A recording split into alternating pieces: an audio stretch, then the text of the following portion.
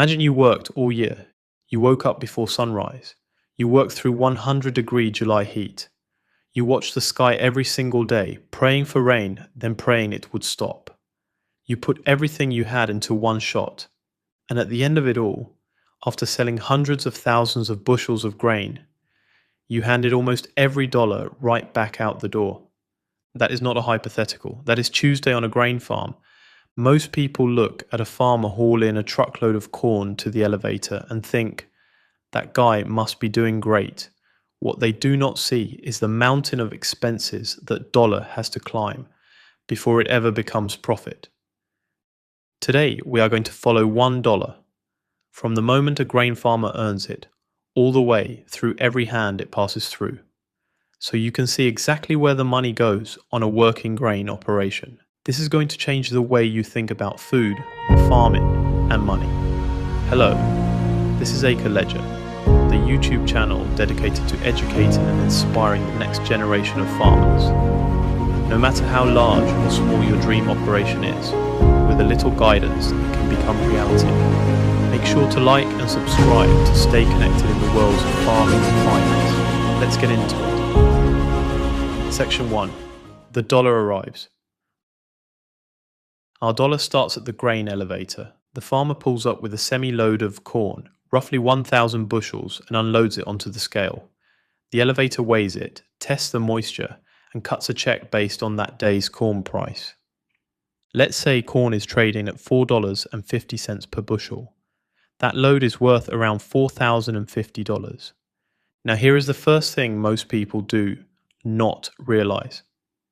That money is not income yet. It is revenue. And there is a massive difference between the two. Revenue is everything that comes in. Income is what is left after everything goes out. And on a grain farm, a whole lot goes out. Here is your first lesson. Revenue is vanity. Profit is sanity. And on a grain farm, the gap between the two will absolutely take your breath away. So let us start following that dollar and watch what happens to it the moment it hits the farmer's account. Section 2. The land takes its cut first. The very first stop for that dollar is the land itself. If the farmer rents ground, and the majority of grain farmers in America rent at least some of their acres, cash rent is the first check that gets written. In the Corn Belt right now, that is anywhere from $180 to $320 per acre per year. On a 500-acre operation, that is potentially $160,000 leaving the account before a single other expense is touched. Out of every dollar a grain farmer brings in, somewhere between 25 and 35 cents goes straight to the landlord. Gone. First, no negotiation, no flexibility, no waiting until harvest to see how things go. This is why land ownership is so powerful in agriculture. The farmer who owns their ground keeps that 25 to 35 cents. Over time, over decades, that is the difference between building generational wealth and just breaking even year after year. Section 3. Fertilizer and inputs take the next bite. Once rent is handled, the next biggest chunk of that dollar disappears into the ground.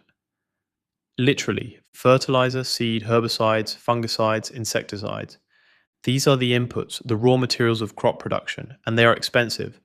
Fertilizer alone on a corn operation can run $150 to $200 per acre. Seed adds another $130. Crop protection chemicals add another $60.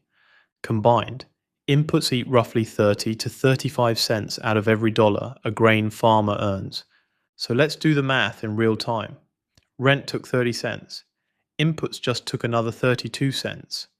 We are already 62 cents deep, and we have not touched a single piece of equipment yet.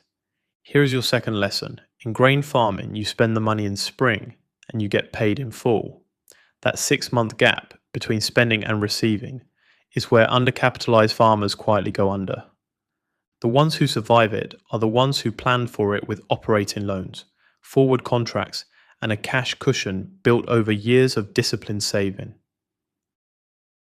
Section 4. Equipment, fuel, and the cost of getting it done. Now we get to the part that most people on the outside of agriculture cannot believe when they hear it: equipment. A modern row crop tractor costs $250,000 to $400,000. A combine, the machine that harvests the grain, can run $600,000 to over $1 million new. Planters, sprayers, grain carts, semis, augers, the list goes on. Even if the farmer does not buy new, the cost of owning, insuring, maintaining, and replacing equipment over time is relentless. Depreciation alone on a full line of equipment can run $30 to $50 per acre per year. Add in fuel, repairs, and labor, and machinery takes another 15 to 20 cents out of that dollar. Now we are sitting at around 80 cents gone, and we still have crop insurance, roughly 3 to 4 cents, and operating loan interest, accounting, scouting fees, and miscellaneous overhead, another 2 to 3 cents. When the math is done, on a typical grain farm in an average year, the farmer keeps somewhere between 8 and 15 cents out of every dollar they bring in.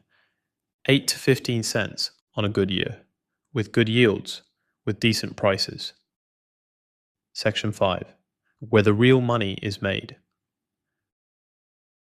So if margins are that thin, how do successful grain farmers actually build wealth?